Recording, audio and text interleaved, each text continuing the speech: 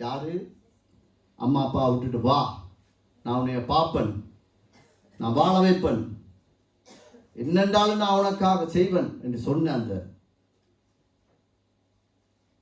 தகப்பன் மறித்து போகிறார்.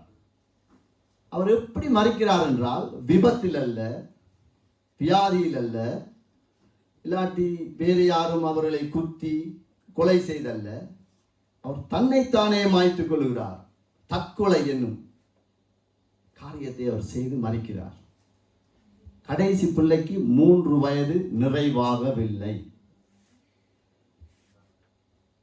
அப்ப அந்த தகப்பன் அந்த பிள்ளைகளை குறித்து வாக்குறுதி கொடுத்த எல்லாவற்றையும் அவன் மறந்தது நிமித்தம் தான் அவன் தற்கொலையை ஏற்றுக்கொள்ள முடிந்தது. இல்லாட்டி 5 பிள்ளை, கடைசி பிள்ளையாவது பார்த்து 3 வயசு, இவன் நான் தனியாக விட்டுட்டு போறேனே என்று சொல்லி, ஏன்னா சாதாரணமாய் விபத்திலே வந்து மறித்தால் அது யாரும் அதுக்கு பொறுப்பில்லை. அவரே மறிக்கணும் என்று